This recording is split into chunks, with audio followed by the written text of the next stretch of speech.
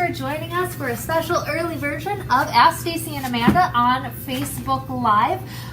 We are live every single Tuesday, usually at 2:30, but today we are a little bit early. So don't forget, like us on all social media, Facebook, Twitter, and Instagram, so that you can be notified every single time that we go live, and to keep up with any special events that we have going on at the Bank of North Dakota. So today we are at the Attorney General's office with Assistant Attorney General Harold Grossman in the Consumer Protections Division. So today we are talking about scams that affect college students. I'm sure all of us have been on the receiving end of some kind of scam, email, phone call, communication somewhere along the line, or know someone who has. So Harold, thank you so much for joining us today to talk about this issue that a lot of college students are facing. Well, you're welcome, and thanks for the opportunity to visit with your college students and your parents about this important topic, how they can protect themselves. Very welcome.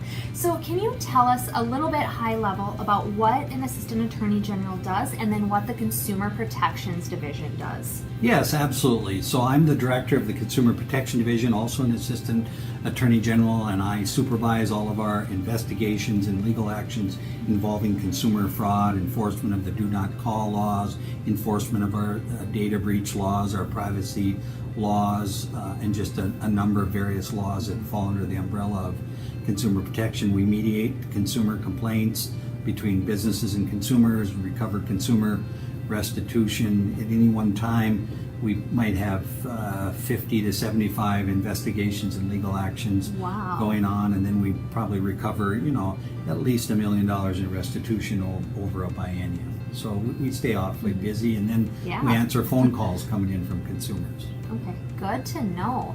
So today we are talking about scams that affect college students specifically. So we're going to go over 6 different types of scams that affect college students, and really some of them affect everybody.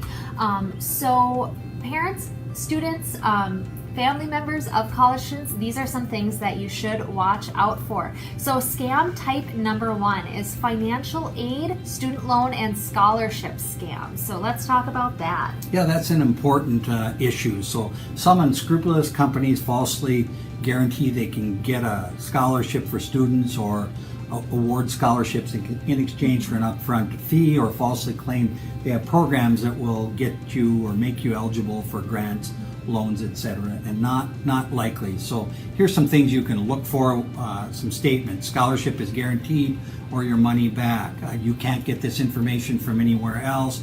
I just need your credit card or bank account number to hold the scholarship. Sure signs that that's a scam. And then the other thing that I think your listeners should be aware of is the student loan and debt relief scams. There is nothing these student loan debt relief companies can do for you that you can't do yourself. So never pay them an upfront fee. Only scammers will promise quick loan forgiveness, and then don't be rushed into a bad decision. Take your time and check it out. And that's one thing that we always tell students when we're doing financial aid information sessions or something like that, is never pay money to get money, in regards to FAFSA, in regards to scholarships specifically, just because, you don't need to pay anybody. You can do that all yourself. And even, on the back end, once you're paying those student loans, like you said, those debt relief scams, best thing to do if you're having a hard time is to call your lender and see how they can help you first. So, all right. Scam type number 2 is roommate and rental housing scams.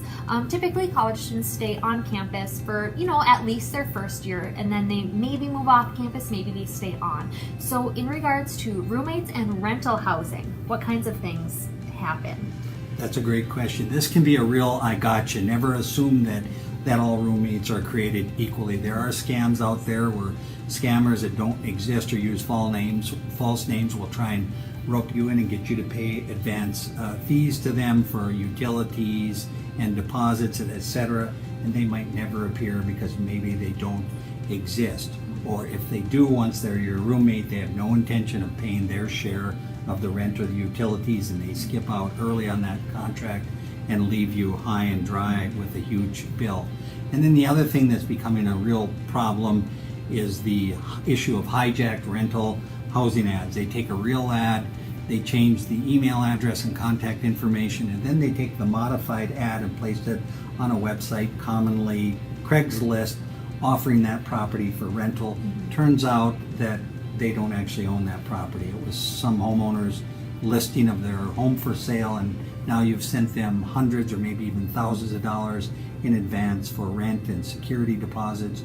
You show up with a U-Haul full of your belongings ready to move in for the semester, and you find out there's somebody living in the house, the real homeowner. So it's a real problem. That would be a big bummer, actually. So the third type of scams, and this type of scam, I think everybody, encounters. Email scams, phone scams. I know I get them all the time. So what should students and families of college students look out for in regards to phone and email phishing scams? That's so true. We all get bombarded with these everywhere we go. There are hundreds, if not thousands, of phone and phishing scams. You might receive imposter scam calls that a family member is in trouble, or that you haven't paid the IRS and the IRS is going to come to your door and arrest you, or that you've won a big scholarship or a big prize. None of these are true. They'll ask for bank account information, or they'll ask you more likely to pay by a gift card like iTunes or Google Play. So, if you're asked to go to a store and get $5,000 worth of iTunes, it's a scam. Then the other area, of course, are the phishing emails where they claim to be from your bank or credit card company. They ask you to verify your bank account number or your credit card number, and if you provide that information, you've now compromised your bank or credit card account. So never give out personal or confidential financial information to a stranger.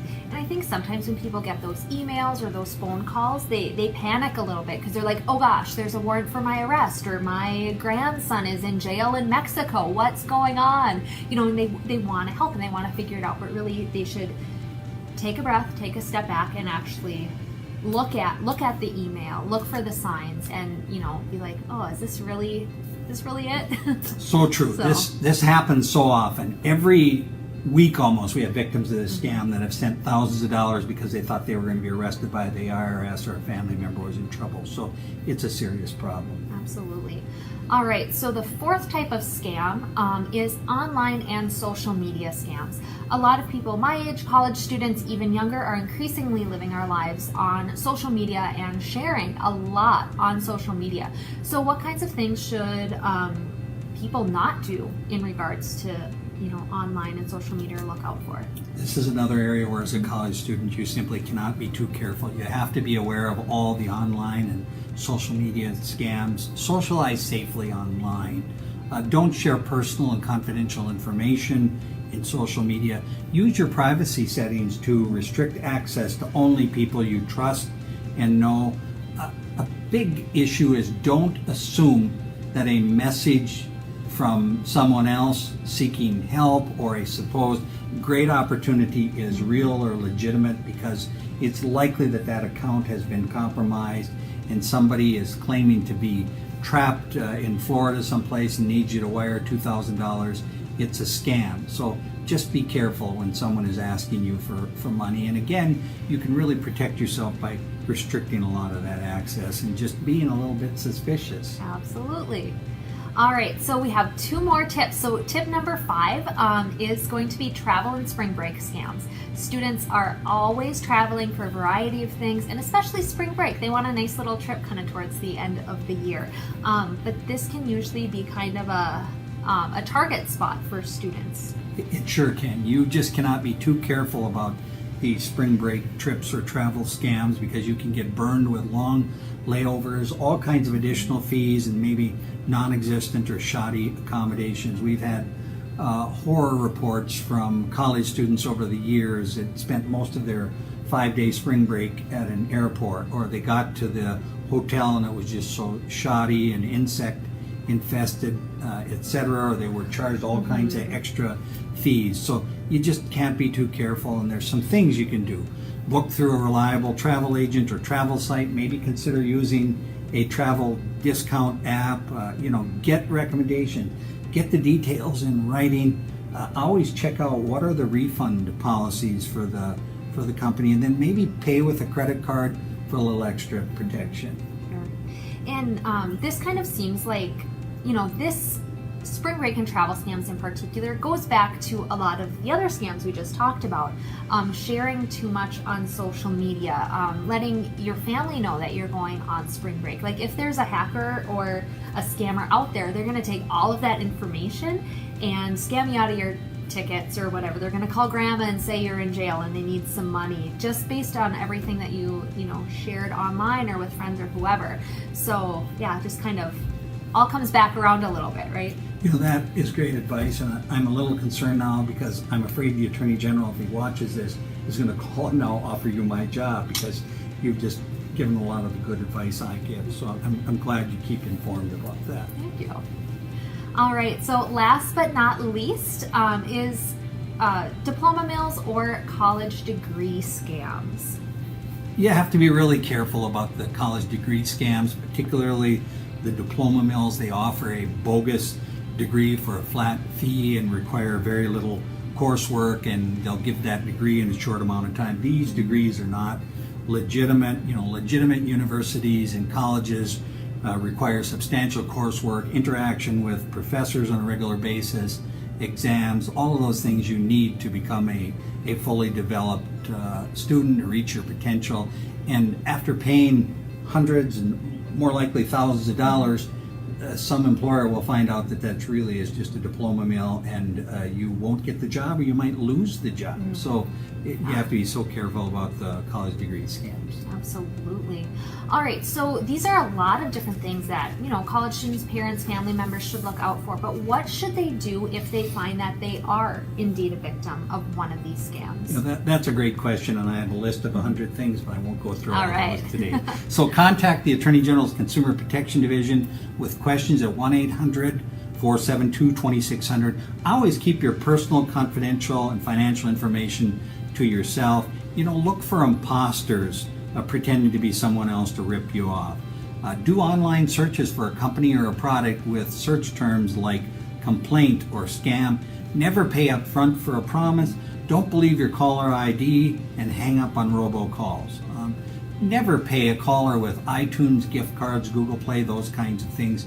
It's always a sure sign that it's a scam. Don't be in a hurry. Take the time to check it out. Talk about it, especially if they tell you not to tell. That's a sure sign it's a scam. Report these things to the Attorney General or local law enforcement. Trust your gut.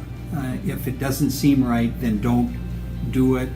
Remember, it can happen to anyone, so never say it can happen to you. Sometimes we think we're too smart for these things and we can get roped into. If it sounds too good to be true, it is. Perfect. Well, that is some great advice. So, if you have any questions, call the Attorney General's office. They'll be able to give you all of the best information and even more detailed information than we're able to cover today. I know when you were going over this, we're like, oh, we could talk for an hour and a half just on phone calls and phishing emails. If you have any questions, go ahead, leave a comment below, send us a direct message, or contact the Attorney General's office.